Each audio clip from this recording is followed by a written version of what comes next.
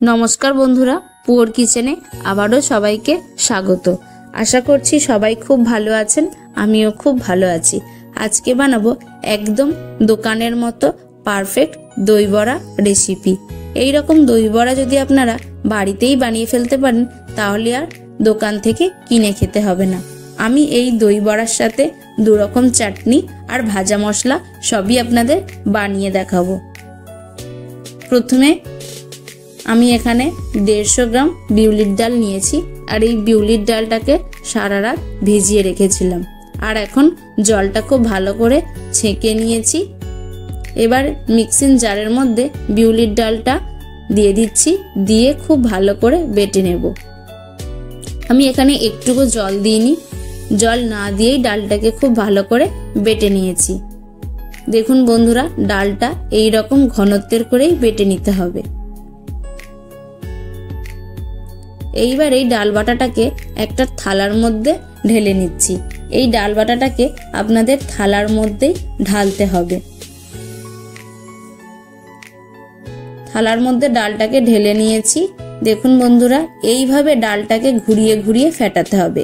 এরকম উল্টো দিক বা আবার এদিক ওদিক করে ফেটালে হবে না। আপনারা হাতটাকে যেভাবে রাখবেন ঠিক সেই দিকেই ডালটাকে ফেটিয়ে দিতে হবে। দেখুন আমি কিভাবে ডালটা ফেটাচ্ছি। একদিকেই কিন্তু আমি হাতটা দিয়ে ডালটাকে খুব ভালো করে ফেটিয়ে নিচ্ছি। 7-8 মিনিট ধরে ডালটাকে খুব ভালো করে ফেটিয়ে নিতে হবে। দেখুন ডালটা আগের থেকে এখন ফুলে অনেকটা হয়ে গেছে। এবার এই ডালটাকে ভালো করে ফেটানো হয়েছে সেটা বুঝবেন কি করে, তার জন্য বাটিতে একটু জল নিয়েছি আর জলের মধ্যেই ডাল বাটাটা দিয়ে দিচ্ছি। দেখুন বন্ধুরা, ওপরে কত সুন্দর ভেসে উঠেছে। তাহলে আপনারা এখন বুঝতে পারবেন যে ডাল বাটাটা একদম ঠিকঠাক ফেটানো হয়েছে। এবার এই ডাল বাটাটাকে আমি থালার এক সাইডে নিয়ে নিচ্ছি। এবার হাতটা ধুয়ে এসেছি। এবার এখন ডালের মধ্যে দিয়ে দিলাম স্বাদ মতো লবণ আর দিচ্ছি গোটা জিরে আর গোটা মৌরি। জিরে, মৌরি আর লবণটাকে খুব ভালো করে মিশিয়ে নিচ্ছি।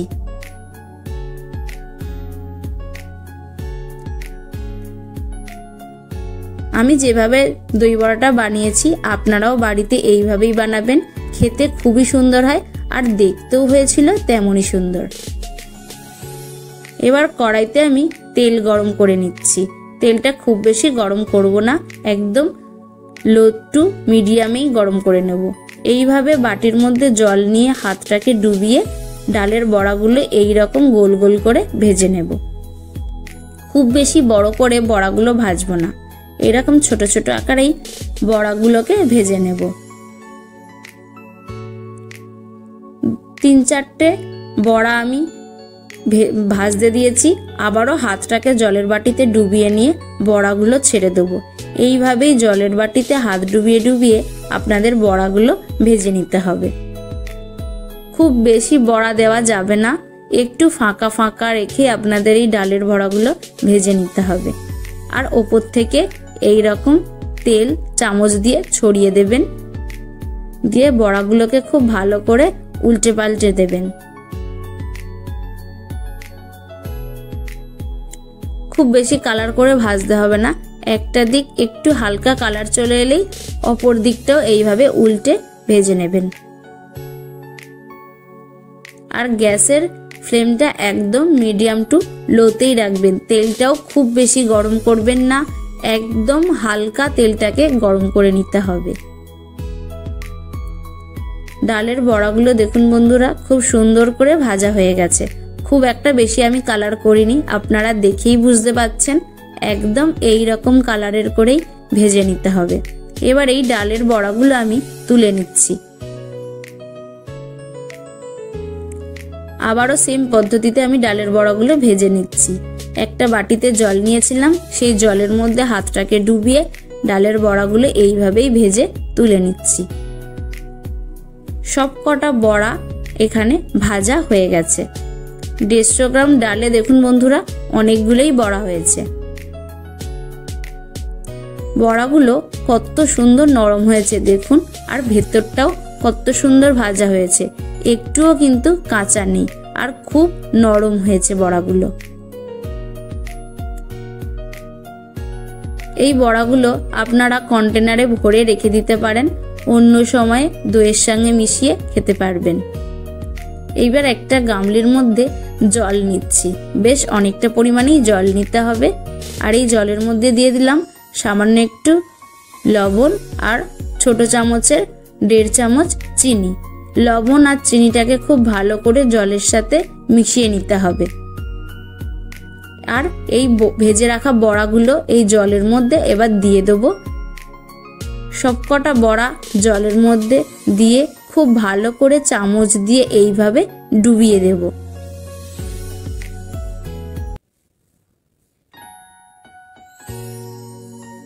সব বড়াগুলোকেই খুব ভালো করে ডুবিয়ে দিতে হবে জলের মধ্যে।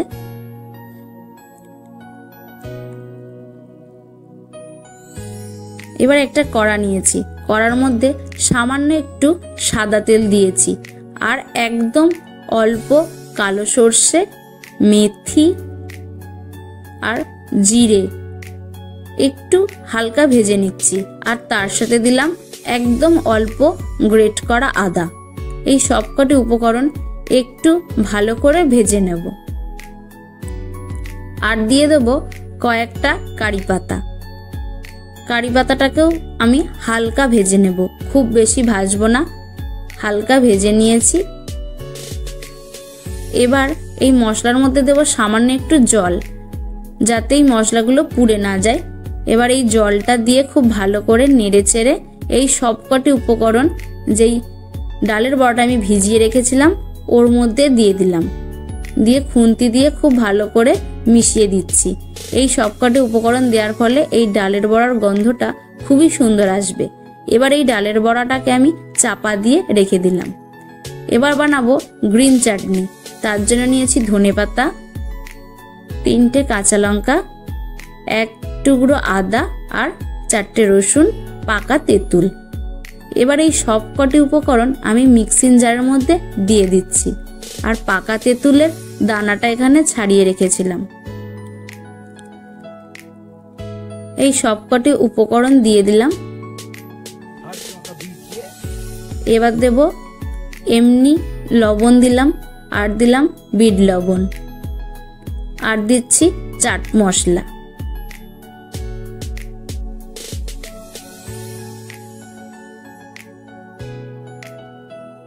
আর দিলাম 1 চামচ চিনি আর সামান্য একটু জল। এই সবকটি উপকরণ এবার খুব ভালো করে বেটে নিতে হবে। এইবার এই ধনেপাতা বাটার মধ্যে দিয়ে দেব 2 চামচ টক দই।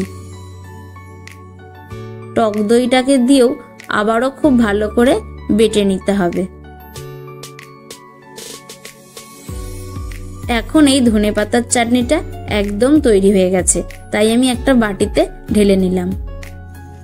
এইবার আমি দই বড়ার দইটা রেডি করাটা আপনাদের দেখিয়ে দেব। তার জন্য একটা বাটির মধ্যে আমি 400 গ্রাম টক দই নিয়ে নিয়েছি। আর এই দইয়ের মধ্যে দিচ্ছি ঠান্ডা জল, আর দিয়ে দিচ্ছি স্বাদ মতো চিনি।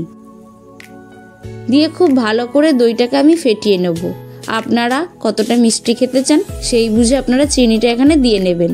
দেখুন দইটা খুব ভালো করে ফেটানো হয়ে গেছে। এবার এই দই ফেটানোটাকে আমি সাইডে রেখে দিচ্ছি। আর ভিজিয়ে রাখা বড়া থেকে ঢাকাটা সরিয়ে দিলাম। এইবার এই বড়াগুলোকে খুব আলতো হাতে চিপে চিপে জলগুলোকে বার করে নেব।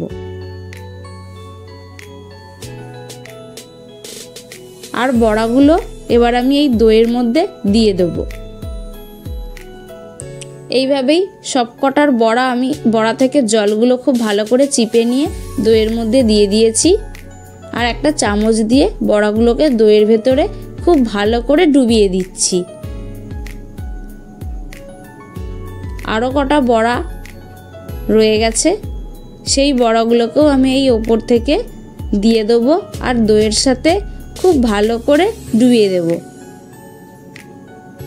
এইভাবে আপনারা বাড়িতে একবার দই বড়াটা বানিয়ে খাবেন, আপনাদের খেতে খুবই ভালো লাগবে আর বাড়ির সবারই খুবই পছন্দ হবে। খুব ভালো করে বড়াগুলোকে দইয়ের মধ্যে ডুবিয়ে দিলাম। এবার একটা চাপা ঢাকা দিয়ে ফ্রিজের মধ্যে 1 ঘন্টা রেখে দেব। এবার আমি কড়াইতে নিয়ে নিলাম 1 চামচ মৌরি, 1 চামচ জিরে, 1 চামচ ধনে, আর দিলাম 2টো শুকনো লঙ্কা আর সামান্য একটু লবণ দিয়ে খুব ভালো করে এই ভাজা মশলাটাকে আমি ভেজে নেব। এবার এই মশলাটাকে শিলের মধ্যে গুঁড়ো করে নিলেই দই বড়ার ভাজা মশলাটা একদম তৈরি হয়ে যাবে। এবার আমি আর একটা চাটনি বানাবো। তার জন্য নিয়েছি পাকা তেঁতুল আর দিয়ে দিচ্ছি পরিমাণ মতো জল। এবার আমি তেঁতুলের কাতটাকে খুব ভালো করে চটকে চটকে বার করে নেব। এবার কড়ার মধ্যে দিয়ে দিলাম 200 গ্রাম চিনি। চিনিটাকে এইভাবে খুন্তি দিয়ে আমি নেড়ে চেড়ে গলিয়ে নেব, একটুকু জল দেব না। গ্যাসের ফ্লেমটা একদম লোতে রেখে চিনিটাকে গলিয়ে নিয়েছি। দেখুন চিনির কালারটা কত সুন্দর হয়ে গেছে, খুব সুন্দর চিনির কালারটা হয়ে গেছে। গ্যাসের ফ্লেমটা একদম লোতে রেখেই করতে হবে, নাহলে চিনিটা পুড়ে যাবে। এবার দিয়ে দিলাম চিনির মধ্যে সামান্য একটু জল। জলটা দিয়ে চিনির সাথে খুব ভালো করে মিশিয়ে নেব। এবার যে তেঁতুলের কাতটা রেখেছিলাম সেটা ছাঁকনি দিয়ে ছেঁকে এই চিনির শিরার মধ্যে দিয়ে দিচ্ছি। চাটনিটা কিন্তু খেতেও হয়েছিল খুবই সুন্দর। পুরো তেঁতুলের পাল্পটা আমি এইভাবে ছাঁকনির সাহায্যে ছেঁকে এই চিনির মধ্যে দিয়ে নেব। গ্যাসের ফ্লেমটা একদম মিডিয়ামে রাখতে হবে। দিয়ে দিয়েছি। এবার দিচ্ছি 1 চামচ কাশ্মীরি লঙ্কার গুঁড়ো আর সামান্য একটু লবণ, আর দিলাম সামান্য একটু বিট লবণ, আর দিচ্ছি 1 চামচ চাট মশলা দিয়ে খুব ভালো করে মিশিয়ে নেব। খুব ভালো করে এবার এই চিনি শিরাটাকে ফুটতে দেব। ফুটে ফুটে দেখুন কত সুন্দর ফুটে উঠেছে।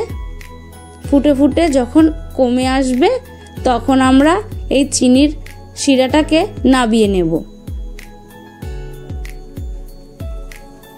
খুব সুন্দরভাবে ফুটে উঠেছে। দেখুন আর কতটা ফুটে ফুটে কমেও গিয়েছে। এই পর্যায়ে নাবিয়ে নেব। পরে এই চাটনিটা ঠান্ডা হয়ে গেলে জমে যাবে। এখন আমাদের আর একটা চাটনি একদম রেডি।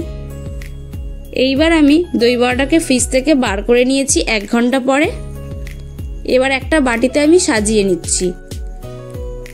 তাই দই বড়াগুলো একে একে বাটির মধ্যে তুলে দিচ্ছি। ভিডিওটা কেমন লাগলো অবশ্যই কমেন্ট করে জানাবেন। আর ভিডিওটা শেষ পর্যন্ত দেখার জন্য অসংখ্য ধন্যবাদ। বড়াগুলো বাটির মধ্যে তুলে নিয়েছি আর ওপর থেকে দই দিয়ে দিয়েছি। এবার দিয়ে দিচ্ছি যে গ্রিন চাটনিটা করেছিলাম সেই গ্রিন চাটনিটা দিয়ে দিলাম, আর তার ওপর থেকে দিয়ে দেবো রেড কালারের চাটনিটাও।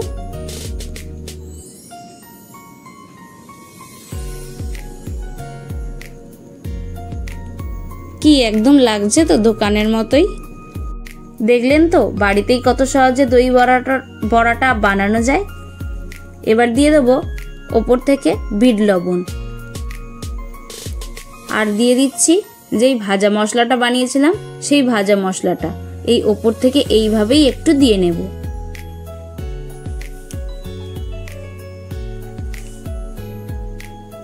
আর দিয়ে দিচ্ছি ধনেপাতা কুচি, আর দিয়ে দেবো ঝুরি ভাজা। আজ এই পর্যন্তই। আবার দেখা হবে অন্য কোনো ভিডিওতে। ভালো থাকবেন, সুস্থ থাকবেন।